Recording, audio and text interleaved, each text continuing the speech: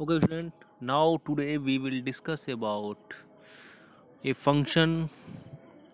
Okay. Now हम लोग function के बारे में अभी तक पढ़ चुके हैं कि फंक्शन क्या होता है, एक स्पेशल काइंड ऑफ रिलेशन होता है. Okay student.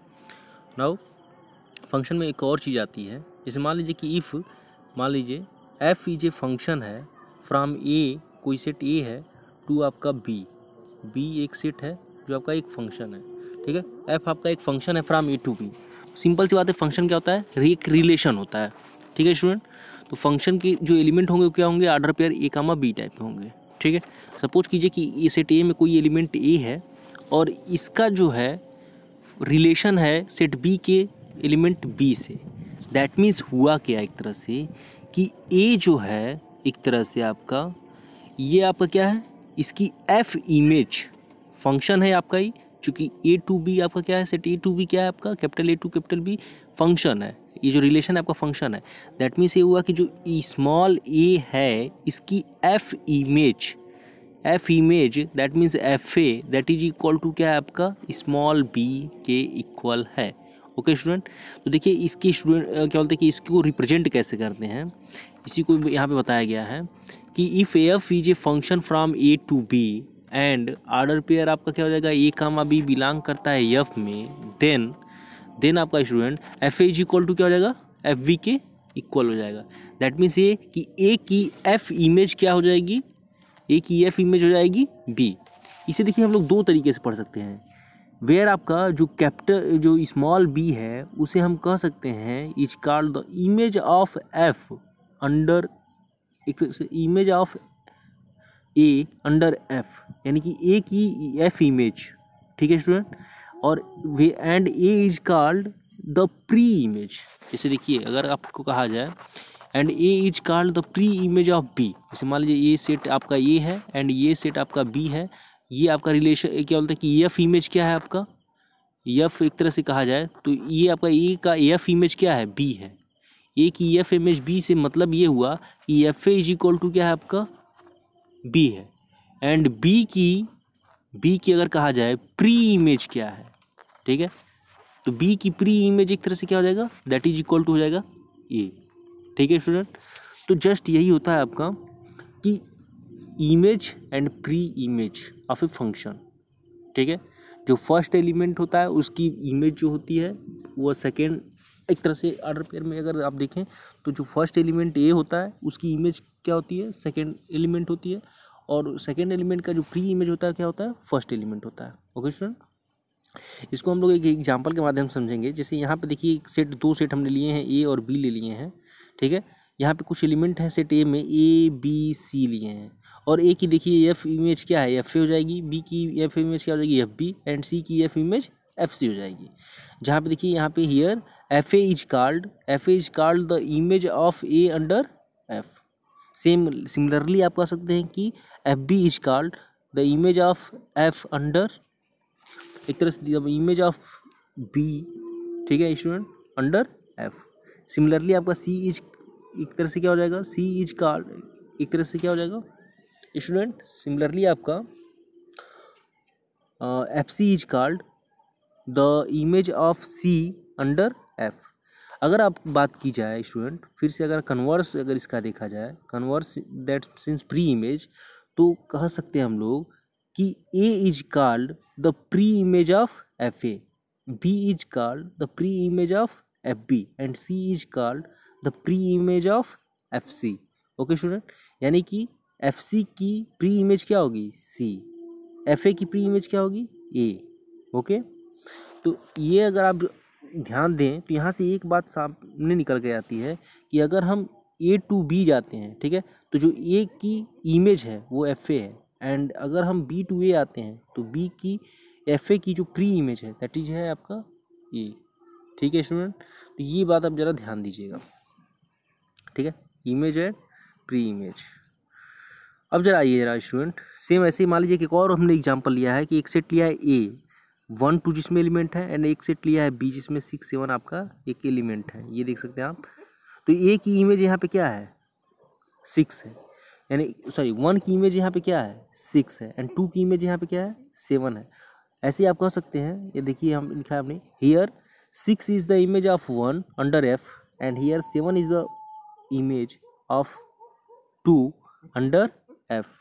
Okay student, same ऐसे ही अगर कहा जाए यहाँ पे तो आप कह सकते हैं कि 7 की एक तरह से प्री इमेज क्या है, तो 7 की प्री इमेज है 2 एंड 6 की प्री इमेज क्या है, दैट इज है 1. ओके स्टूडेंट, तो ये है आपका कॉन्सेप्ट इसका. सेम अगर बात आती है, इसके बाद आता है आपका डोमेन ऑफ ए फंक्शन. तो जैसे हमने डोमेन ऑफ ए रिलेशन निकाला था, सेम ऐसे ही डोमेन ऑफ ए फंक्शन होता है. मान लीजिए कि कोई आपका जो, सबसे पहले इसे समझिए क्या होता है. मान लीजिए कोई सेट ए है एंड कोई सेट आपका बी है, ठीक है स्टूडेंट, और कोई आपका ये फंक्शन है, ठीक है. फंक्शन होने के लिए क्या होना चाहिए कि एक रिलेशन होना चाहिए, और रिलेशन जो दो प्रॉपर्टी होल्ड करे. पहली प्रॉपर्टी कौन सी थी कि ए के सारे एलिमेंट की इमेज इसमें मिलनी चाहिए बी में, और दूसरी प्रॉपर्टी क्या थी आपकी कि ये जो भी इमेज होनी चाहिए वो यूनिक होनी चाहिए. Okay student, same. तो डोमेन ऑफ ए फंक्शन क्या होता है, तो डोमेन ऑफ ए फंक्शन ये होता है स्टूडेंट, मान लीजिए अगर कोई फंक्शन है आपका ए टू बी है, तो जो इतने भी सेट बी के जितने भी एलिमेंट होते हैं, मान लीजिए कि सेट ए बी में जो भी एलिमेंट है आपके, सेट ए में जितने भी एलिमेंट होते हैं उसके, उसे हम कहते हैं आपका domain of the function. And set B में जितने भी एलिमेंट होते हैं उसे हम कहते हैं को डोमेन ऑफ द फंक्शन. ठीक है स्टूडेंट, तो यही होता है आपका डोमेन एंड को डोमेन. तो जब देखिए इसको डिफाइन किस तरीके से किया है. Let F is a function from A to B. सबसे पहले तो देखिए फंक्शन होना चाहिए, क्योंकि जो भी आपकी मतलब कि रिलेशन होना चाहिए वो फंक्शन होना चाहिए, तभी आपका वो डोमेन ऑफ फंक्शन देगा. Let F is a function from A to B, that is F from A to B आप लिख सकते हैं. F is a function from A to B. Then आपका ए इज कॉल्ड, जो आपका पहला जो सेट होगा ए टू बी अगर है तो जो ए होगा that is called the domain of the function. That means A के सारे एलिमेंट को आप कहेंगे domain of the function. Okay student, same ऐसे ही को डोमेन ऑफ ए फंक्शन क्या होता है. लेट मान लीजिए कि F is a function from A to B है, then B is called, then देखिए B is called the codomain of the function. Simple सा फंडा है स्टूडेंट, अगर कोई भी फंक्शन होगा तो वो दो सेट में ही होगा, क्योंकि वो रिलेशन ही होता है एक तरह से, स्पेशल काइंड ऑफ रिलेशन. तो कभी भी जो सेट पहला आपका ए टू बी है, तो जो ए होगा, ए के सारे एलिमेंट जो होंगे वो क्या होंगे, domain of the function. And जो बी होगा, जो दूसरा सेट जिससे रिलेटेड होगा, उसके सारे एलिमेंट क्या हो जाएंगे, को डोमेन ऑफ द फंक्शन. इसको हमने एग्जाम्पल के माध्यम से समझाया. मान लीजिए कि एक सेट है आपका ए जिसके एलिमेंट है मान लीजिए 1 2 3, एंड एक सेट बी है जिसके एलिमेंट है मान लीजिए कि 4 5 6 हैं.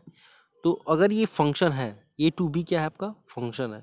अगर आप इसे चेक करें कि ये फंक्शन है कि नहीं, तो अगर देखिए ए के सेट ए के सारे एलिमेंट की इमेज इसमें मिल रही है स्टूडेंट, ठीक है. और अगर आप ध्यान दे जरा स्टूडेंट, देखेंगे कि ए की इमेज क्या है 4 है, 2 की इमेज क्या है 4 है, एंड 3 की इमेज क्या है 5 है, यानी कि सभी की यूनिक इमेज मिल रही है.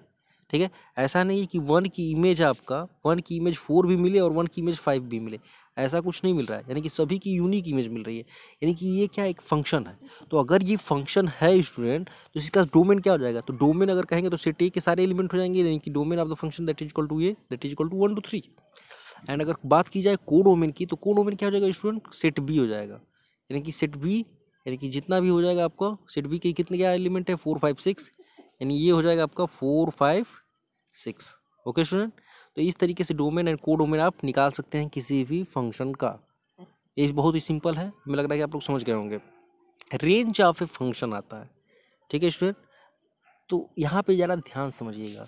Let F be a function है फ्रॉम ए टू बी है, ठीक है. मान लीजिए कि कोई आपका एफ बी ए फंक्शन है, यहीं पे देखिए इस चीज़ को ही समझा जाए. ये मान लीजिए, ये देखिए ए है और ये आपका क्या है बी है. ओके स्टूडेंट, तो यहाँ पे देखिए ये आपका क्या है फंक्शन है फ्रॉम ए टू बी है. ये मान लीजिए कि यहाँ पे एक फंक्शन है फ्रॉम ए टू बी है. Then the set of all F images of elements of A, जो सेट ए के जितने भी एफ इमेजेज हैं, अगर आप देखिए 1 की एफ इमेज क्या है 10 है, 2 की एफ इमेज क्या है 9 है, 3 की एफ इमेज क्या है 8 है. यानी सेट ए के जितने भी इमेजेज एफ इमेजेज हैं, यानी कि फंक्शन इमेजेज, ठीक है स्टूडेंट, जितने भी हैं अंडर एफ में, उन सभी का कलेक्शन क्या कहलाता है, रेंज ऑफ ए फंक्शन. तो जरा बी में देखिए कि सेट ए के एलिमेंट से कौन कौन से रिलेटेड है, यानी आप कह सकते हैं कि जो भी सेट बी के एलिमेंट रिलेटेड होंगे सेट ए के एलिमेंट से, उनका कलेक्शन हम कहते हैं रेंज ऑफ ए फंक्शन। ठीक है स्टूडेंट, मतलब जो कनेक्टेड हो, जैसे मान लीजिए यहाँ पे 11 कनेक्टेड नहीं है, ठीक है, 11 जो है रिलेटेड नहीं है ए के एलिमेंट से, किसी भी एलिमेंट से, यानी वो आपका कोडोमेन में आ जाएगा आपका क्या 11, 10, 9, 8। बट रेंज की बात की जाएगी अगर, तो वो एलिमेंट आएंगे जो की रिलेटेड हो, या फिर आप कह सकते हैं कि जिन ए की वो क्या बोलते हैं कि एलिमेंट आएंगे जिनकी एफ इमेज इसमें मिले। F image that means sense कि जिनकी मैपिंग इसमें हो। ओके स्टूडेंट, यानी कि ये आपका फंक्शन जिससे रिलेट करे, इसके एलिमेंट ए के एलिमेंट जिससे रिलेट करें उसे हम कहेंगे। तो अगर आप देखें यहाँ तो रेंज ऑफ ए फंक्शन क्या हो जाएगा, देखिए यहाँ पे डिफाइन किया गया है कि range of F that is equal to क्या है, collection of function of X, यानी कि कलेक्शन ऑफ वो आपका क्या बोलते हैं कि एफ इमेज अंडर एक्स, और यहाँ पे क्या है एक्स क्या है एलिमेंट ऑफ ए, यानी कि ए के उन एलिमेंट ए के एलिमेंट का क्या होता है एफ इमेज का कलेक्शन होता है। ठीक है, तो अगर इसके एफ इमेज का कलेक्शन लें यहाँ पे तो आप ध्यान से देखें तो द इमेज ऑफ 1 इज क्या हो जाएगा आपका f1 that is equal to क्या है 10, the image of 2 that is f2 and that is equal to क्या है 9, and the image of 3 that is equal to क्या है आपका f3 that is equal to है 8। यानी एक तरह से इनकी इमेज क्या है 10, 9, 8। तो आपका क्या होता है द रेंज ऑफ एफ क्या होता है the set of all F image of elements of A.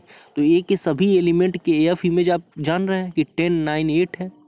तो बाई फिगर से अगर आप देखें तो रेंज ऑफ एफ अगर कहा जाए आपसे तो रेंज ऑफ एफ क्या हो जाएगा 10, 9, 8। बात अगर कहा जाए कि डोमेन ऑफ ए फंक्शन, तो डोमेन ऑफ क्या होता है सेट ए होता है, यानी कि 1, 2, 3। और बात की जाए अगर को डोमेन ऑफ ए फंक्शन तो सेट बी होता है। तो सेट बी में कौन कौन से एलिमेंट है 11, 10, 9, 8। तो हमें लग रहा है स्टूडेंट आप को domain, domain and range of a function समझ गए होंगे कि को डोमेन क्या होता है, डोमेन क्या होता है and range of a function क्या होता है। ठीक है स्टूडेंट, तो यही सब चीज़ें हैं। इस पे बेस्ड जो भी क्वेश्चन है आपकी एक्सरसाइज देखिए 2.3 में कुछ क्वेश्चन है, कुछ क्वेश्चन को छोड़ के। ठीक है, जैसे कि एक्सरसाइज 2.3 के आप काफ़ी क्वेश्चन कर सकते हैं 2 क्वेश्चनों को छोड़ के केवल। ठीक है, आप उसे ट्राई कीजिएगा, अगर कुछ फंसता है तो आप लोग पूछिए। ठीक है।